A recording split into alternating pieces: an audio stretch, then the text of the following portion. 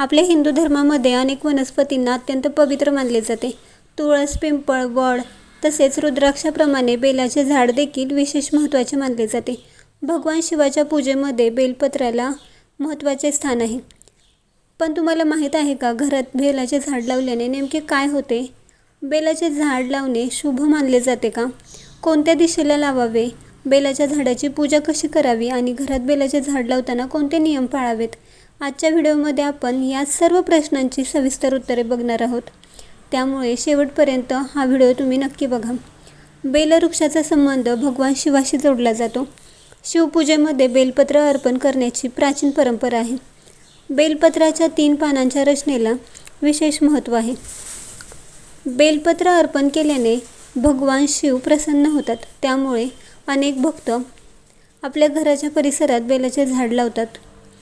घरात बेलाचे झाड असल्यास भगवान शंकरांचे स्मरण होते आणि बेलपत्राने पूजा करण्याची संधी मिळते.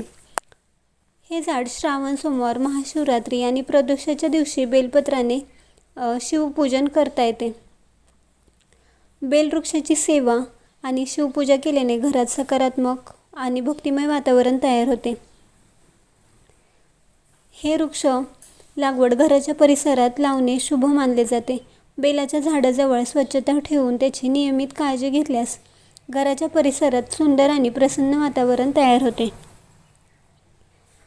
बेलाचे झाड घरात असणे खूप महत्त्वाचे आहे, कारण शिवपूजेसाठी बेलपत्र शोधण्यासाठी आपल्याला बाहेर जाण्याची गरज कमी होते.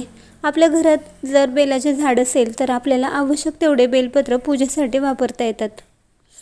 बेलाचे झाड लावण्यासाठी पुरेशी जागा आणि सूर्यप्रकाश मिळावा याची काळजी घ्यावी. घराच्या अंगणात किंवा मोकळ्या जागेत झाड लावणे योग्य ठरते.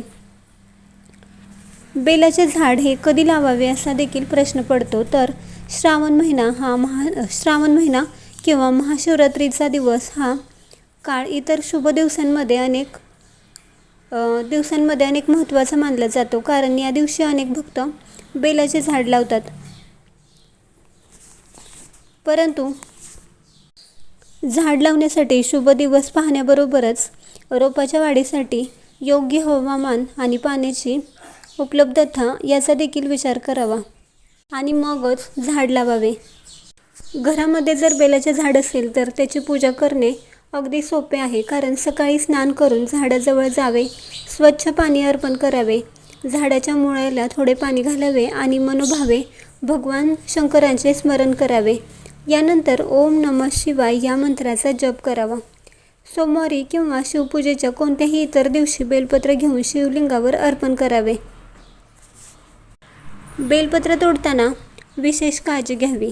बेलपत्र हे पूजेसाठी वापरले जात असल्यामुळे झाडाचे नुकसान होणार नाही याची काळजी अवश्य घ्या. एकाच वेळी खूप पाने तोडू नयेत, झाडाच्या फांद्या तोडून नुकसान करू नये. तसेच पूजेसाठी आवश्यक तेवढे बेलपत्र आदराने घ्यावे. तर घरात बेलाचे झाड लावणे ही एक धार्मिक परंपरा नसून भगवान शिवावरील श्रद्धा आणि निसर्गाप्रती असलेली आपली सेवा आहे. या पवित्र बेलवृक्षाची मनापासून काळजी घ्या, त्याची सेवा करा आणि प्रत्येक सोमवारी भगवान शिवाचे नामस्मरण करा. महादेवाची भक्ती मनापासून केली तर जीवनातील प्रत्येक संकटाला सामोरे जाण्याची शक्ती मिळते, असे अनेक भक्तांची श्रद्धा आहे. त्यामुळे आपल्या घरात बेलाचे झाड असेल तर त्याचे जतन करा आणि जर झाड नसेल तर योग्य जागा आणि योग्य परिस्थिती पाहून एक रोप अवश्य लावा. व्हिडिओची माहिती आवडली असेल तर व्हिडिओला लाईक करा, आपल्या मित्रमैत्रिणींना आणि कुटुंबियांपर्यंत शेअर करा आणि अशाच धार्मिक माहितींसाठी आपल्या नित्यभक्ती चॅनेलला सबस्क्राईब करा. पुन्हा भेटूया अशाच एका सुंदर आणि भक्तिमय माहितीसोबत. तोपर्यंत हर हर महादेव.